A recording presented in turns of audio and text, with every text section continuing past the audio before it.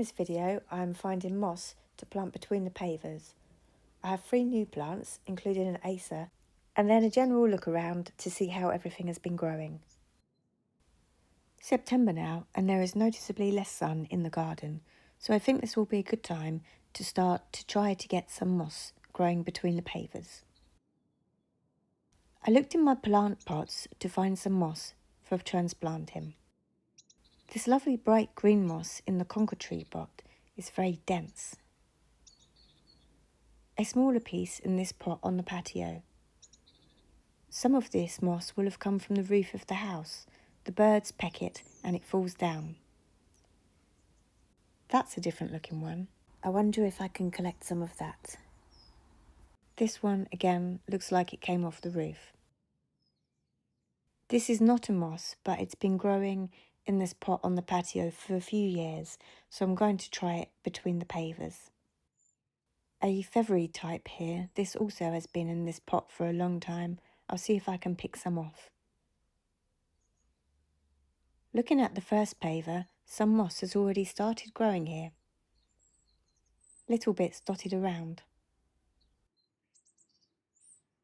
I need to pick out this grass and weeds.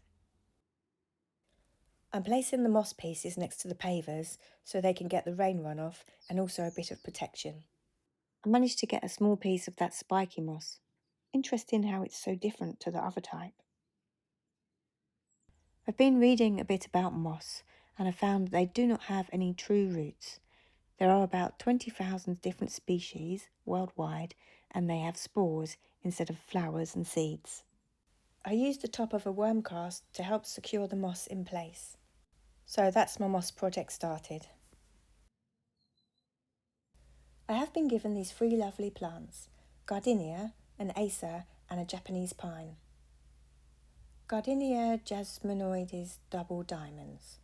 This is an evergreen shrub which has lovely shiny dark leaves.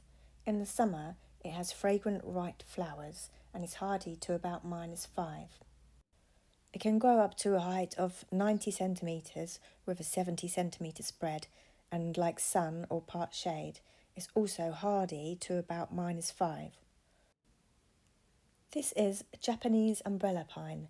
It's a very slow growing tree. In 10 years it might be up to 1.5 metres tall. I'm going to find a nice pot for it. I'm not sure where it will go, maybe somewhere near the seating area or maybe by the patio, but it might need a bit more sun. This little acer is Acer palmatum Marlow. It will grow to about 75 centimetres tall and up to 100 centimetres wide. I'm thinking this would look good in the location where the herb pot is next to the pond. But for now, I'm just going to put it in a slightly bigger pot and I'm going to keep it at the end of the garden so that it can get the last of the sun of this year. And now a quick look around the garden. I came back from holiday to find the tobacco plant needed pegging back again. I did a quick rough job of it thinking that it was on its way out now, but then new flowers keep on coming. My 2 echinacea flowers lasted for a few weeks, now the first one is finished. The hydrangea flowers are fading to skeletons. Hello little snail. Clematis Countess of Wessex, which I thought was not happy, has now sent out a couple of tall shoots. It must be like in the recent rain and late summer sun. The witch hazel is looking good. I think these will turn into flowers over the winter. I'm really looking forward to seeing that, and also the bright green yellow stems of the cornices. It's nice to have something to look forward to at this time of year. And there's also the hellebore and the mahonia. The Cornus flavirumea branched out with long stems. I didn't want to cut this back in its first year, so I've put a few canes in and have tied them upright for the time being. After I did that, I could see the second branch of the hellebore, and they both have got some new growth on, which is lovely to see at this time of year when other plants are finishing.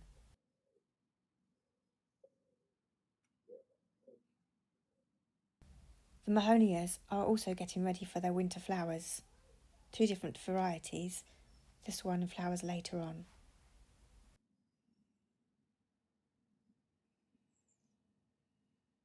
Back at the end of June, someone gave me a very small tomato plant. I wasn't expecting much from it, so I put it in this trough and forgot about it. It seemed not to be doing much until I returned from holiday to find it had got a growth spurt on. I picked up the sprawling plant to find this perfect bunch of green tomatoes. Looking around, I spotted a couple of red ones at the back. I had planned to try growing spring onions and carrots here, but the boxes I ordered didn't work out. I would never have thought that there would be enough sun here to grow tomatoes, but maybe there is a chance if you start early enough in the season. The canna lilies were planted very late this year, so no flowers, but I do love the big green leaves on them. And in the plastic bottle below, that's the hostas just managing to survive the slugs. I see another flower coming on the foxglove there on the right. This one bent over, but still flowered and pointed upright after being on the ground.